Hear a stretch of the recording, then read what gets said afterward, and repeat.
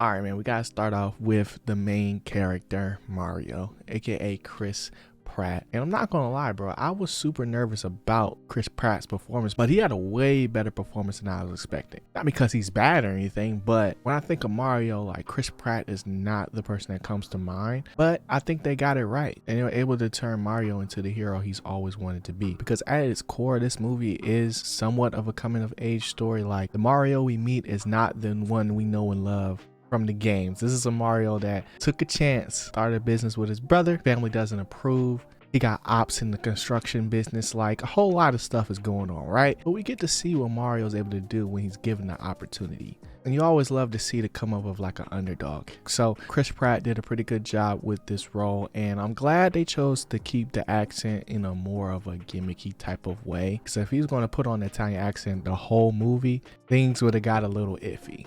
Now, next we gotta talk Princess Peach, aka Anya Taylor-Joy, because I'm gonna be honest, bro, I ain't really never cared too much for Peach in the game specifically, but she was really able to bring this character to life, and I enjoyed the approach that they took with Peach, because in this movie she's more than just a damsel in distress. They really flipped her whole script in like the perfect way, to the point where she's basically like Mario's mentor, but also friend, but also like confidant, in a way that isn't just them trying to ship them the whole movie, right? We even got to see a little bit of her backstory when it comes to what her life was like growing up in the Mushroom Kingdom.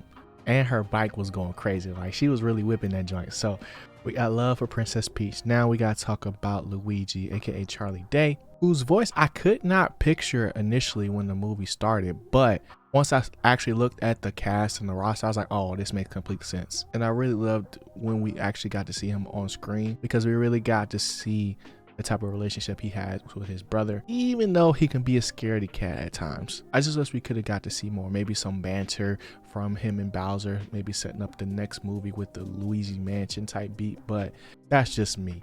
Now, the next person I want to talk about is Toad, who is Keegan-Michael Key, because Toad was freaking hilarious, bro. One of my favorite characters in this whole movie, because he was so unorthodox. Like, I never liked Toad in the games, because he's basically like the narrator, but also teaches you how to kind of play the game, at least from what I remember, right? Because I haven't played Mario in a long time, I'm not gonna cap. But Toad always just seemed like he was in the way, but in this movie, he was always ready for action, always had Mario's back.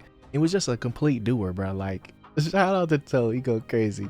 The next person I want to talk about was Donkey Kong, because his banter and battle with Mario was like one of my favorite moments in the movie. And then just be able to see like their whole island and their way of life being like, just like, you know, the go-karts and stuff like that. That was a really cool aspect to add to like his backstory and origin story, or whatever you want to call it. Seth Rogen's approach to the character was pretty simple and to the point, but it works, right? Because Mario and Donkey Kong have always been rivals, so it was really cool to see that rivalry come to life in such an epic way that it really set the tone for the rest of the movie, as far as like what I can really expect from the action scenes, because everything in Mario is about powers, right? And we got to see some of those things on display, and then you combine that with the use of the movement, and then Donkey Kong's bravado as a character. It was a really dope thing to see. And the funny thing is that Donkey Kong and Mario kind of bonded over them both having daddy issues, which in the moment I was like, I was not expecting that. I mean, like, maybe from Donkey Kong, because like, you know, because Cranky Kong was always a thing. From Mario's side of thing, that's completely new. So that was interesting to see, and I'll leave it at that. Now, the last character I want to talk about, the main event, the big bad of this movie, Bowser, aka Jack Black. The best performance in this entire movie, hands down. He was everything and more in this movie, and I really love how we got introduced to him as like, you know, this furious beast king turtle thing. But come to find out, behind all that bravado and hot air, this man just out here simping for Peach, bruh. Like, all this man wants is love. He's willing to do anything to make it happen. So seeing the two sides of Bowser made so much sense when we come back to look at why he's so obsessed with Peach in the first place. And it just was like, wow, the stars is aligning. And then Jack Black in general, bro, like the fact that we got a song is still surprising to me, and I can definitely see that joint doing some numbers on the charts, because that joint is hilarious. But shout out to the cast of this movie. They did an excellent job, and I can't wait to see more from them in future movies.